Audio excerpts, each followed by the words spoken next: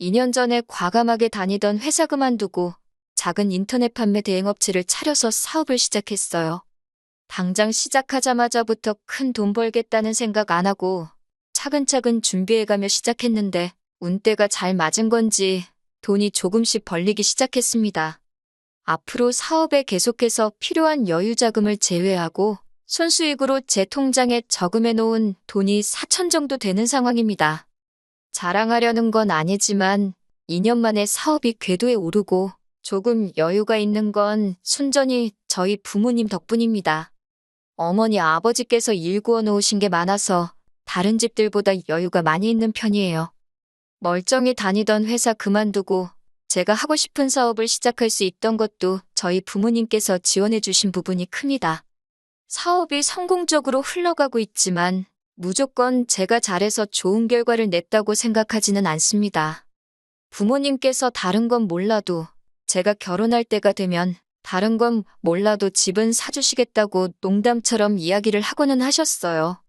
그런데 이번에 제가 사귀고 있는 남자친구와 결혼 이야기가 오고 가기 시작하면서 진짜로 집을 해주시겠다고 한번 남자친구와 상의해보라고 하더라고요.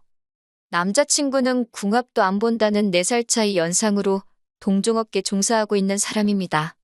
제가 사업 시작하면서 준비하는 과정에 아무것도 모르고 있었는데 그때 저를 많이 도와줬고 제 사업이 자리 잡기 시작하면서부터는 본격적으로 연애를 하게 되었습니다.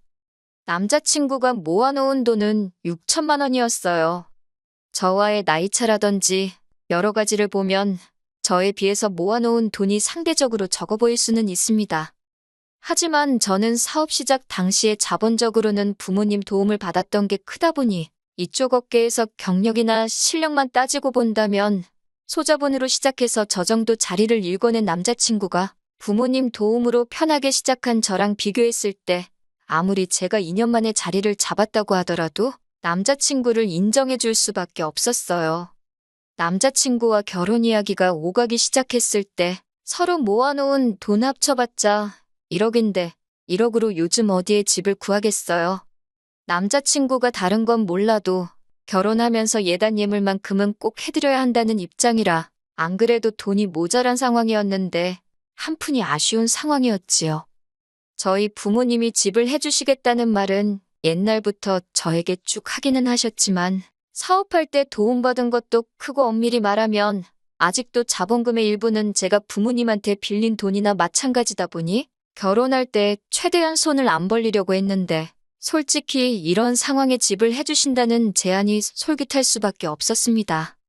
얻어주신다는 집은 저희 부모님 집에서 그렇게 멀지 않은 곳에 있는 아파트로 지은 지는 조금 오래되었지만 재개발 여지가 있는 곳에 있는 시세는 9억 정도 하는 34평 아파트였습니다. 제가 생각한 것보다도 훨씬 더 좋은 조건이라 많이 놀랐어요. 부모님도 사업을 해서 돈을 버셨다 보니 고충을 잘 알고 계셨어요. 인터넷 판매라지만 장사라는 게 다 그렇잖아요. 직장인처럼 안정적으로 같은 돈이 매달 들어오는 것도 아니고 지금이야 저나 남자친구 둘 다 여윳돈을 모을 정도로 각자 사업이 어느 정도 자리가 잡혀 있는 상황이라고 해도 어떤 달에는 순수익이 1,000만 원씩 넘을 때도 있지만 매달 그런 게 아니고 신제품이라고 기대하고 팔기 시작했는데 생각처럼 잘 풀리지 않아서 최악의 경우에는 마이너스가 나서 전달, 전전달 수입에서 끌어와야 하는 경우도 허다했거든요. 장사하면서 매달 흑자를 내는 게 말처럼 쉬운 거 아니라고 하시고 괜히 신혼 때부터 대출 끼고 집을 구했다가는 대출금도 못 내서 빚지는 경우도 생길 거라고. 그리고 아무리 요즘 집값이 폭락한다고 하지만 그 아파트가 재개발도 예정되어 있다고 하고 주변에도 지하철 노선이 개통된다든지 여러 가지 호재가 많아서 돈 버는 데는 부동산만한 게 없을 거라고 그냥 받으라고 하시더라고요. 저는 집 해주신다기에 작은 평수 아파트나 서울 근교의 접근성 좋은 곳으로 집을 얻어주실 줄 알았는데 생각한 것 이상으로 큰 걸 해주시니 몸둘 바를 모르겠더라고요. 그런데 남자친구 반응이 예상보다 시큰둥했습니다. 이유가 무언가 하니 남자친구도 나름 부담감을 느끼고 있는 것 같더라고요. 아무리 시대가 변했다지만 남자가 원래 더 많이 해오는 게 일반적인 것 아니냐면서 말입니다. 그런데 곰곰이 남자친구 하는 말을 들어보니 자기가 기우는 결혼을 한다고 받아들여 부담스럽다는 느낌이 아니었어요. 제가 9억 집을 해오는 거나 마찬가지였으니 솔직히 예단 예물 이야기는 더 꺼낼 필요 없다고 생각했거든요. 저희가 모은 돈으로 차도 한 대 뽑고 재개발이 언제 될지도 모르니 일단 리모델링도 새로 싹 하고 남은 돈으로 가정가구 같은 걸 할 계획이었는데 남자친구는 계속 예단 예물 이야기를 꺼내는 겁니다. 그게 무슨 소리냐고 9억짜리 집을 해가는데 예단이며 예물이 뭐가 필요하냐고 제가 남자친구에게 되물었어요. 예단 예물을 해야 한다는 이유를 설명하는데 솔직히 좀 너무하다 싶더라고요. 그 이유랍시고 한다는 말이 집이 공동명의도 아닌데 자기 부모님께 예단 예물도 없이 결혼하게 되면 자기가 얹혀 사는 느낌을 받을 거고 주변에서는 자기가 팔려가는 것처럼 보이지 않겠냐는 거예요. 좋은 소식 전해주러 만난 자리인데 말도 안 되는 어깃장을 부리고 있으니 좋은 이야기 하는데도 언성이 저절로 높아지더라고요. 말 한 번 잘했다고 보통은 결혼할 때 남자가 원래 더 많이 해오는 게 일반적인 거라고 하지 않았냐. 그러면 오빠 쪽에서 집을 해왔으면 내가 팔려가는 결혼이라는 소린데 집 해왔으면 예단 예물 안 해도 되는 거였냐 따졌습니다. 그러니 그건 또 아니랍니다. 남자가 집 해올 때는 경우가 다르지 않냐고 하더라고요. 이러나 저러나 제가 예물을 해와야 한다고 하는 소리였습니다. 나중 가서는 그냥 집이고 뭐고 지원받을 필요 없으니까 원래 하기로 했던 대로 우리 모은 돈만 가지고 결혼을 하자고 하더라고요. 남자친구 어머님이 예단 예물 해달라고 했던 거 금액으로 치면 1,500만 원 정도 되는 금액이었는데 우리가 모아놓은 1억에서 그 돈 빼고 나면 서울에 어디 발붙이고 지낼 곳이나 구할 수 있냐고 따지니 친정에 팔려가듯 결혼한 집들 보면 가장인 남자의 위험이 떨어지게 되고 그렇게 돼서 잘된 집을 본 적이 없다고 끝까지 고집을 부리더라고요. 그놈의 자존심이 밥 먹여주는 것도 아니고 왜 그렇게 고집을 부리냐고 한바탕 싸우고 돌아왔어요.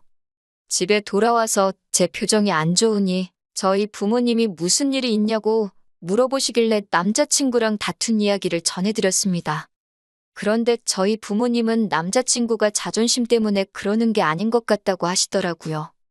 무슨 말씀을 하시는 거냐 물으니 따로 대답은 안 해주시고 남자친구와 결혼을 하기로 결심한 이유에 대해서 물어오셨습니다. 생각지도 못한 질문을 하시니 조금 당황스러웠어요. 사업 시작할 때 정말 아무것도 몰라서 어려웠는데 그때 크게 도움받았던 것도 있고 아무래도 연애한 지도 오래되었다 보니 자연스럽게 결혼을 생각한 것 같기도 하고 남자친구와 헤어진다고 해서 더 좋은 사람이 나타날 것 같지도 않다 등등. 평소에 제가 가지고 있던 생각에 대해서 답변 드렸습니다. 부모님께서는 잠시 생각하시는 듯 하더니 제 생각은 알겠다고 하시고 이렇게 해보는 게 어떻겠냐면 남자친구에게 몇 가지 조건을 제시해보라 하셨어요. 며칠 뒤에 남자친구를 만나서 저희 부모님이 내건 조건에 대해서 말해줬습니다. 첫 번째로 저희 부모님은 저희가 모은 돈을 가지고 차도 한 대 뽑고 가정가구며 리모델링까지 제가 애초에 생각했던 대로 진행하면 좋겠다고 하신 이야기를 꺼냈습니다. 대신 남자친구가 말한 예단 예물은 저희 부모님께서 따로 해주시겠다고요.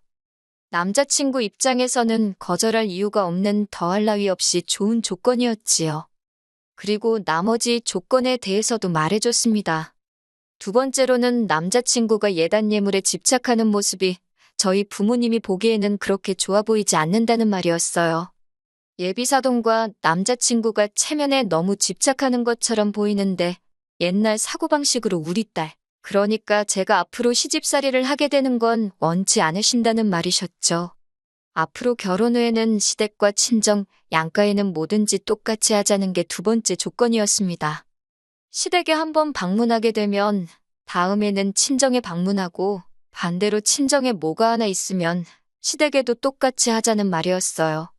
거기에 부가적으로 나중일이지만 양가 부모님 봉양 문제라든지 그런 부분에서는 마찰이 일절 없었으면 좋겠다는 말이었습니다. 부모님 부양하는 문제는 둘째 치더라도 시댁 한번 가면 친정 한번 가고 그러는 건 당연한 거잖아요? 솔직히 조건으로 내걸 필요도 없다고 생각했는데 남자친구는 두 번째 조건을 듣더니 생각에 잠기더라고요. 그러더니 한다는 말이 상황에 따라서 달라질 수도 있는 부분이기에 무조건 그렇게 할 수는 없겠지만 최대한 양가에 공평하게 하도록 하겠다며 선심 쓰듯 이야기하더라고요. 마지막 조건은 신혼집 명의 문제였습니다. 집은 일단 제 명의로 구하게 될 거라고 말해줬어요. 그 말을 듣자마자 남자친구가 움찔하더라고요. 뭐라 말을 꺼내려는 것 같길래 내 말 아직 안 끝났다고 끝까지 들으라고 하고 저희 부모님이 해주신 말을 전해줬습니다. 신혼집 안 받고 모은 돈으로 시작해도 된다고 했었으니 어차피 당장 1억도 안 되는 돈으로 서울에서 빌라 전세 들어가기도 힘들 테고 대출을 받던 월세를 살던 매달 고정적인 지출이 있을 것이다. 그러니 저희 부모님께 월세를 낸다는 생각으로 결혼 후 향후 5년간 80만 원씩 내라고 하셨습니다. 그러면 5년이 지나서 집 명의는 공동 명의로 바꿔주겠다 하는 조건이었습니다. 제 말이 끝나기가 무섭게 남자친구는 그건 말도 안 된다고 하더라고요. 어차피 결혼하면 부부 재산은 공동 재산이나 마찬가지인데 저희 부모님은 돈도 많으시면서 우리가 벌어봐야 얼마나 번다고 그 돈을 받아가려 하시는 거냐 하면서 불만을 토로하더라고요. 불만 가득한 남자친구한테 내가 볼 때는 딱히 문제될 게 하나도 없어 보이는데 뭐 때문에 그러는 거냐고 물어봤어요. 남자친구는 집 해주는 걸 가지고 그런 식으로 하나하나 규칙을 정하는 것도 어이가 없다고 합니다. 자기가 팔려오는 기분이 들어서 싫다고 한 건데 저희 부모님이 해결책이라고 제시한 게 결혼이 아니라 계약이나 마찬가지지 아니냐고 하는 거예요.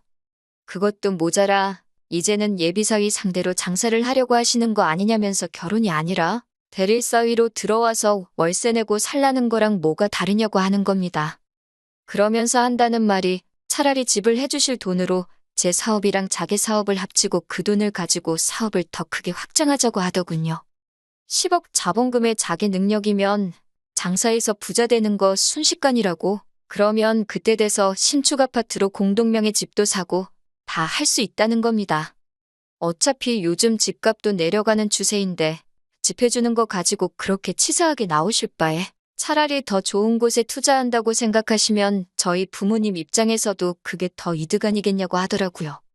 그제서야 저희 부모님께서 저한테 남자친구와 왜 결혼을 결심하게 된 건지 물어보신 이유, 그리고 남자친구가 비단 자존심 때문에 그러는 게 아닌 것 같다고 하신 진짜 이유가 뭔지 깨닫게 되었습니다. 월세 형식으로 내라는 80만 원, 당장 액수만 보면 큰 돈처럼 보이지만 5년 해봐야 5천만 원도 안 되는 돈입니다.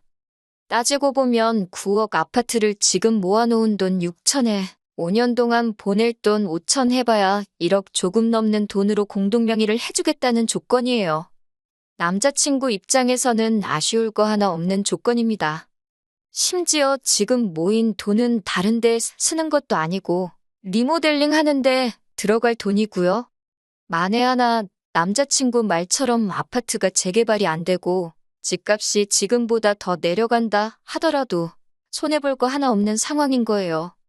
그리고 저희 부모님이 설마 한 달에 80만 원이 아쉬워서 남자친구한테 손 벌리려고 하시는 거겠어요? 얼마나 착실히 사는지, 가장으로서의 위험이나 체면 운운하기 전에 얼마나 책임감이 있는 사람인지 그 모습을 보고 싶어서 내건 조건이지요. 아마 5년 뒤에 그 5천만 원 채워서 다 드렸을 때 모르면 몰라도 몇 배로 불려서 돌려주시진 않겠지만 저희를 위해 쓰실 돈이라는 건 안 봐도 뻔한 사실이었어요. 애초에 집을 해온다는데 예물 예단을 포기 못하고 자기 자존심 운운하는 순간부터 저희 부모님은 제 남자친구가 결혼 상대로 좋은 사람이 아니라는 걸 확신하셨고 저한테 강압적으로 남자친구랑 헤어지란 말을 하실 수도 있었지만 제 남자친구가 똥인지 된장인지 제 스스로 판단하시길 바라셨기에 결혼을 반대하신 게 아니라 최대한 남자친구의 본성을 확인할 수 있는 방법을 제시해 주신 거였지요. 남자친구가 사업을 더 크게 확장하네 하는 헛소리는 제 귀에는 더 이상 들어오지도 않았습니다. 계속 말도 안 되는 허황된 말만 늘어놓고 있는 남자친구한테 더 말할 필요 없다고 말하고 그냥 결혼도 없던 일로 하자고 말했어요. 그리고 더 시간 낭비할 이유도 없는 것 같으니 우리 만나는 것도 오늘이 마지막이라고 하고 자리에서 일어났습니다. 남자친구는 제 반응을 예상 못한 건지 제가 저만치 갈 때까지 자리에 굳어가지고 가만히 있더군요. 나중에 전화로 한다는 말이 자기가 잘못 생각한 것 같다면서 저희 부모님이 원하시는 대로 하겠다고, 그러니까 그냥 결혼하자고 말하는데, 이제는 그 말이 제 귀에는 지가 저랑 결혼해줄게 하는 말처럼 들렸어요. 이제 그만 만났으면 좋겠다고 한 말이 아직도 이해가 안 가냐고. 지금 전화 받아준 것도 여태까지 정을 생각해서 받아준 거고, 2번 다시 연락도 하지 말라 그러고 전화 끊어버렸습니다. 그 뒤로도 저희 집 앞까지 찾아오고, 밤만 되면 미안하다고 연락하고 그러길래 전화번호는 차단해버리고, 한 번만 더 집까지 찾아오면 저도 이제 가만히 있지 않을 거라고 하니, 그제서야 겁을 먹었는지 그 뒤부턴 코빼기도 비치지 않더라고요. 어른 말만 들어도 자다가도 떡이 생긴다는 옛말, 저는 그동안 솔직히 고리타분한 옛날 방식 강요하는 것 같은 나쁜 쪽으로 해석을 하고 있었거든요. 그런데 이번 일을 계기로 그 말이 맞는 말이라는 걸 실감했어요.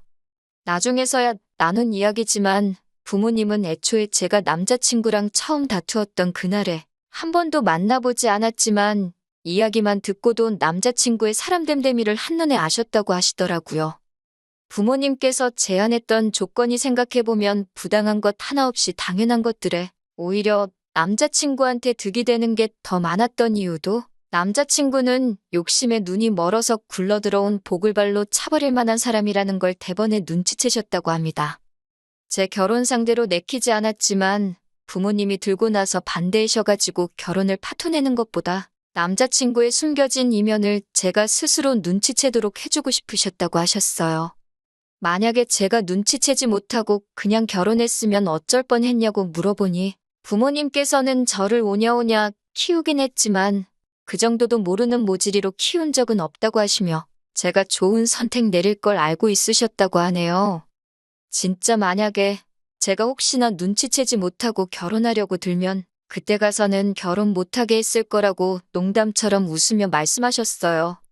솔직히 늘 붙어 다니다가 혼자가 되니 어색한 부분이 있어요. 일하면서도 남자친구 도움을 알게 모르게 받았다 보니 그런 느낌이 더 큰 것 같습니다. 하지만 후회가 되지는 않네요. 저도 앞으로 스스로 제 앞가림 할 수 있게 노력하고 사람 보는 눈을 좀 더 키워서 부모님 걱정은 이제 그만 끼쳐드려야겠어요. 긴 이야기 들어주셔서 감사합니다. 오늘의 사연은 여기까지입니다. 구독과 좋아요, 알람 설정해주시면 앞으로 더 좋은 사연으로 찾아오겠습니다. 감사합니다.